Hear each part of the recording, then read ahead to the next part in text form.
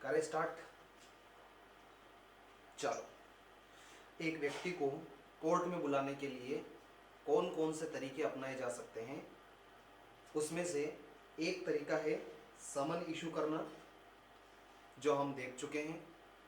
दूसरा है warrant issue करना, जो हम देख चुके हैं। यानी कि पहले तो हम एक लेटर भेजेंगे, यानी कि समन भेजेंगे, उसको बुलाएंगे कि भैया आ जाओ। अगर मान लो वो व्यक्ति ऐसे कोर्ट में नहीं आता है तो उसको हम पकड़ के लाएंगे, गिरफ्तार करके लाएंगे, यानी कि वारंट इशू करेंगे और वारंट के माध्यम से गिरफ्तार करके लाएंगे। लेकिन अगर मान लो फिर भी वो व्यक्ति कोर्ट में नहीं आए, तब हमारे पास क्या रास्ता है? तो फिर तीसरा रास्ता हमारे पास बचता है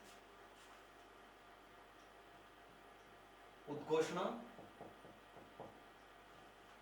और उस व्यक्ति के संपत्ति की कुर्की कर लेना, है ना।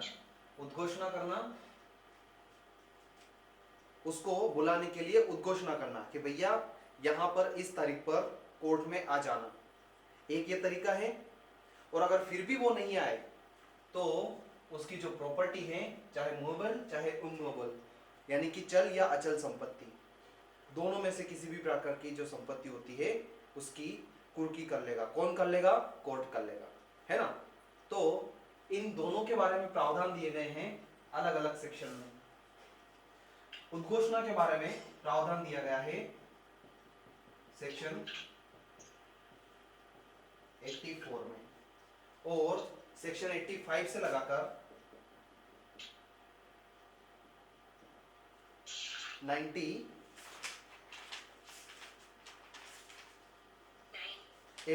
तक।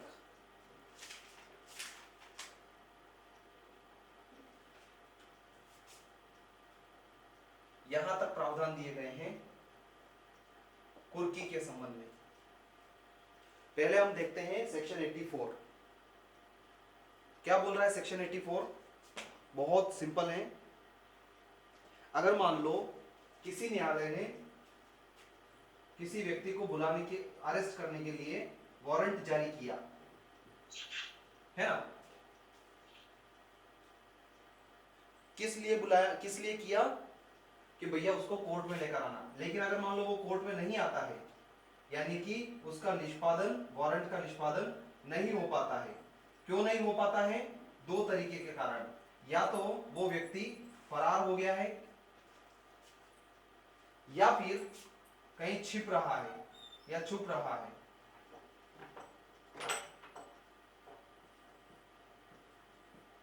या तो फरार हो गया है या फिर कहीं पे छुप रहा है।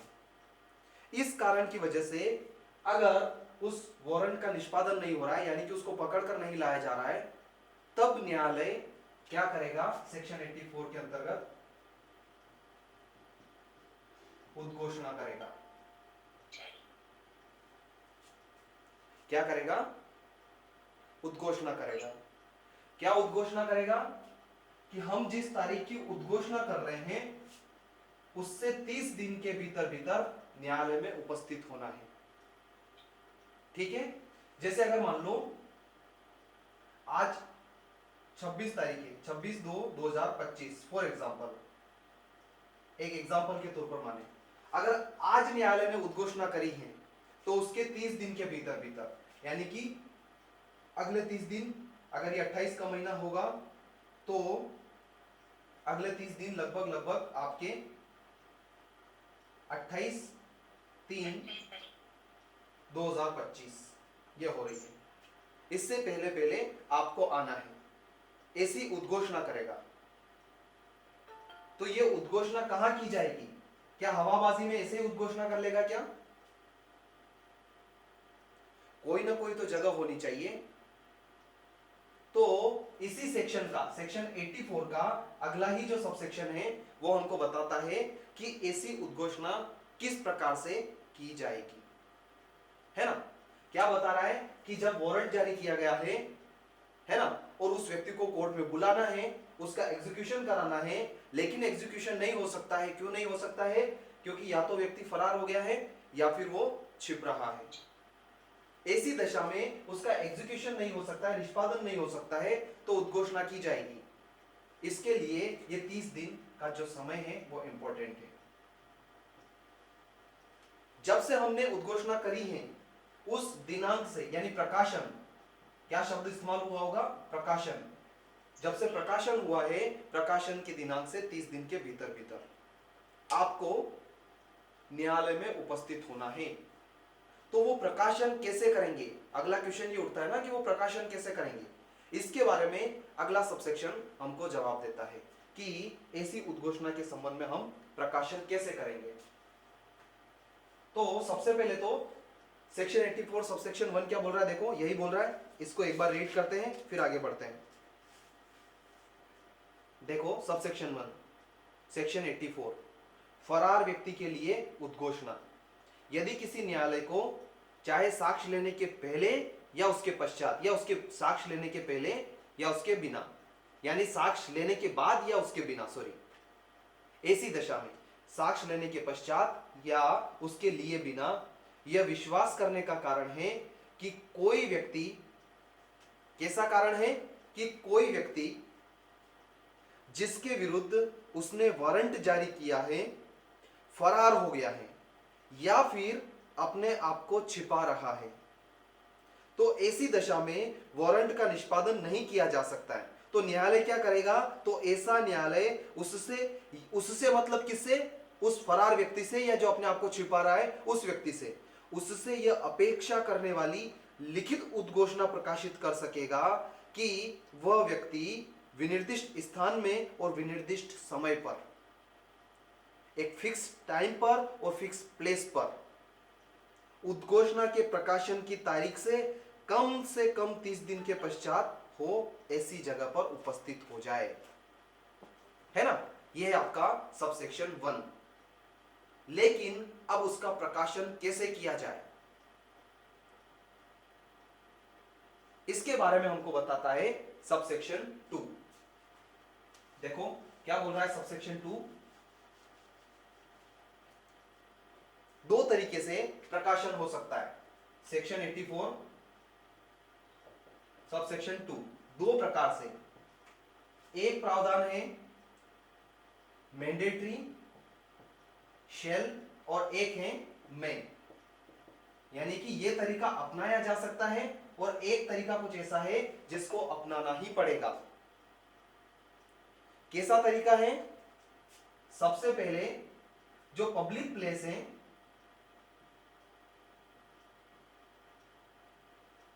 वहां पर घोषित करो, उसका जो व्यक्ति फरार हुआ है उसका कोई गांव है, कोई शहर है, नगर है जहां पर वो निवासरत रहता है, उस एरिया में सार्वजनिक स्थल पर डिक्लेयर करो, घोषित करो।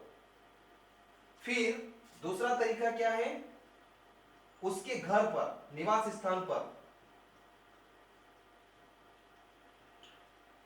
प्लस उसके गांव या नगर, ऐसे स्थान पर जो सहज दृश्य भाग है, यानी आसानी से दिखने जैसी जगह। सहज दृश्य भाग का मतलब आसानी से दिखने जैसी जगह, वहां पर आप वो जो उद्घोषणा, लिखित उद्घोषणा है उसको आप चिपका देंगे। और एक तीसरा तरीका क्या है, न्याय सदन में, यानी न्यायालय के, न्याय सदन यानी कि न्यायालय के सहज दृश्य भाग में आप ऐसी लिखित उद्घोषणा को प्रकट करेंगे। ये तो आपको करना ही पड़ेगा क्योंकि ये मैंडेटरी प्रोविजन है। इसके साथ आप और क्या कर सकते हैं, और एक और तरीका है मे प्रोविजन में, क्या कर सकते हो, जो दैनिक समाचार पत्र होता है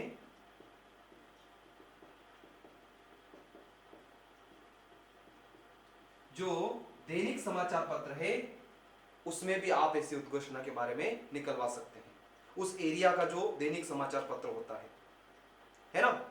ये सब आप कर पाओगे। देखो इसका इंग्लिश वर्जन देखोगे तो समझ में आएगा। फर्स्ट वाले पैराग्राफ में the proclamation shall be published, यानी कि ये तो आपको करना ही पड़ेगा। ये जो तीन तरीके हैं ऊपर वाले A B C में, इसमें शेल बी पब्लिश, यानी कि ये तो आपको करना ही पड़ेगा।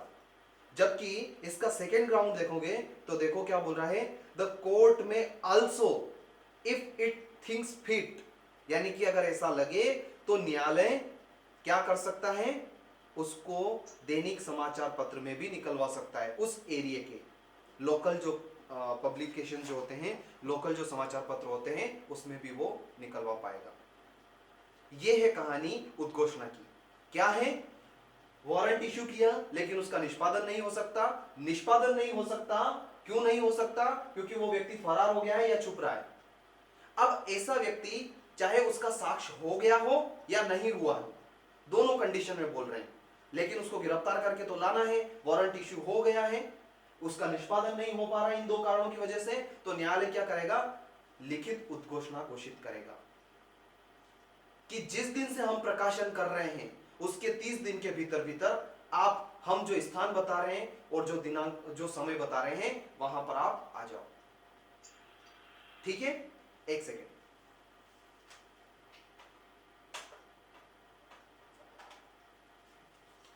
फिर सबसेक्शन 2 क्या बोल रहा है, सबसेक्शन 2 हमको यह बता रहा है कि जो ये उद्घोषणा न्यायालय ने जारी करी है, इसके संबंध में सबसेक्शन 2 बता रहा है कि इसका प्रकाशन कैसे किया जाए। तो सबसेक्शन 2 क्या बोल रहा है, ये 3 तरीके, यानी कि पब्लिक प्लेस में अनाउंस करो,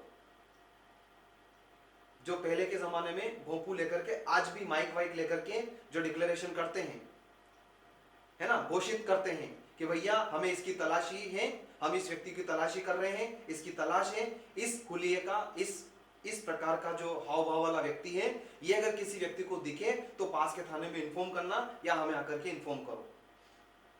ऐसे हम पब्लिक प्लेस पर उस नगर में या उस ग्रामीण क्षेत्र में जहां वो निवासरत था या सामान्यतः रहता है, वहां पर डिक्लेयर करेंगे, वहां पर घोषित करेंगे, और उसके निवास स्थान और जो उसका गांव शहर जो भी है उसके सहज दृश्य भाग में भी हम वो उद्घोषणा लगाएंगे, और साथ ही साथ न्यायालय सदन में भी लगाएंगे। ये तो हम करेंगे ही करेंगे। अगर कोर्ट को लगता है तो वो दैनिक समाचार पत्र में भी उसको निकलवा सकता है। ये है पूरी कहानी। फिर सबसेक्शन 3 क्या बोल रहा है, सबसेक्शन 3 प्रूफ की बात कर रहा है, कंक्लूसिव प्रूफ। क्या कंक्लूसिव प्रूफ होगा, तो सबसेक्शन 3 हमको क्या बता रहा है कि एक बार हमने ऐसी उद्घोषणा निकाल दी। देखो सबसेक्शन 3 क्या बोल रहा है कि उद्घोषणा जारी करने वाले न्यायालय द्वारा लिखित कथन कि उद्घोषणा विनिर्दिष्ट दिन उपधारा 2 के खंड ए में विनिर्दिष्ट रीति से सम्यक रूप से प्रकाशित हो गई थी। यानी कि जब एक बार ऐसे इस प्रकार से आपने उद्घोषणा कर दी और न्यायालय ने, कोर्ट ने ऐसा स्टेटमेंट रिटर्न में लिख दिया, तो कोर्ट का वो स्टेटमेंट क्या माना जाएगा,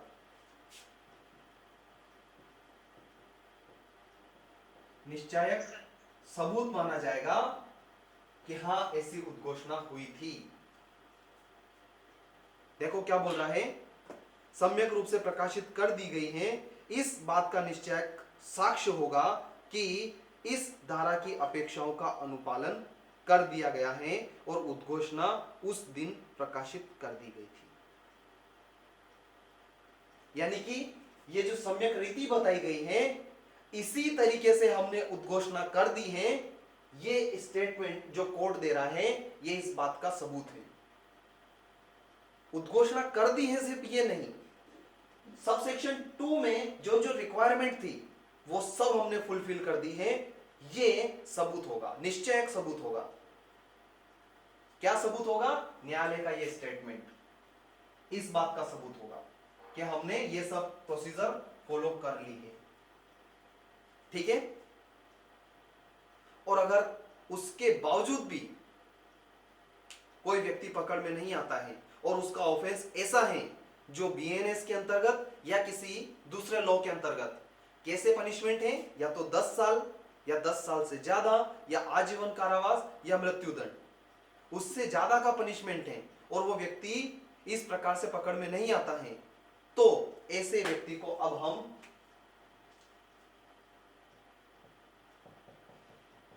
उद्घोषित अपराधी घोषित कर पाएंगे। और उद्घोषित अपराधी के संबंध में ये सारे प्रावधान जो हमने पढ़े हैं, जो सिर्फ नॉर्मल उद्घोषणा के बारे में पढ़े थे, ये उसके संबंध में वैसे ही लागू होंगे जैसे ऐसे नॉर्मल व्यक्ति के संबंध में लागू हो रहे थे। ठीक है, ये है आपका उद्घोषणा का प्रावधान। फिर ये जो सबसेक्शन 4 है ये यही बोल रहा है, देखो, जहां उपधारा 1 के अधीन प्रकाशित उद्घोषणा के अपराध के अभियुक्त व्यक्ति के संबंध में जिसे भारतीय न्याय संहिता या तत्समय प्रवर्त अन्य विधि के अधीन 10 वर्ष या उससे अधिक के कारावास से या आजीवन कारावास से या मृत्युदंड से दंडनीय बनाया गया है, और ऐसा व्यक्ति उद्घोषणा में अपेक्षित विनिर्दिष्ट स्थान और समय पर उपस्थित रहने में असफल रहता है, यानी कि अब भी सफलता हासिल नहीं हुई, वो व्यक्ति नहीं आया है, और अपराध कैसा है, 10 वर्ष से अधिक के लिए दंडनीय अपराध है। ठीक है, तो ऐसी दशा में न्यायालय तब ऐसी जांच करने के पश्चात जैसे कि वो ठीक समझे उसे उद्घोषित अपराधी प्रकट कर सकेगा और उस भाव की घोषणा कर सकेगा। ठीक है, प्रोक्लेम ऑफेंडर उसे घोषित कर पाएगा ऐसी दशा में। यह है आपका प्रावधान। और सबसेक्शन 5 क्या बोल रहा है कि उपधारा 2 और उपधारा 3 के उपबंध उपधारा 4 के अधीन की गई घोषणा को उसी प्रकार लागू होंगे जैसे वे उपधारा 1 के अधीन प्रकाशित को लागू होते हैं। यानी कि नॉर्मल डिक्लेरेशन जो थी, प्रोक्लेमेशन जो थी, उसके संबंध में जैसे प्रावधान लागू हो रहे थे, कौन से, इस प्रकार से हमें उद्घोषणा करनी है वगैरह वगैरह। और इस सबसेक्शन 2 क्या था कि हमें उद्घोषणा अगर करनी है तो इस प्रकार से करनी है, यानी कि हम अगर उद्घोषित अपराधी के बारे में भी बताएंगे तो कैसे बताएंगे, इस प्रकार से बताएंगे। और उद्घोषित अपराधी के इस प्रकार से बताने के बारे में न्यायालय ने जो स्टेटमेंट दे दिया उसका प्रभाव क्या होगा, वो निश्चायक सबूत होगा कि हाँ ये व्यक्ति उद्घोषित अपराधी है, क्योंकि हमने ये प्रोसेस फॉलो कर ली है। ठीक है, ये है आपका डिक्लेरेशन का, सॉरी, प्रोक्लेमेशन का प्रावधान। ठीक है, बहुत बढ़िया। चलो, क्या टाइम हुआ, आधा घंटा ही हुआ अभी तो। एक और प्रोविजन पढ़ लेते हैं, याद करके आए।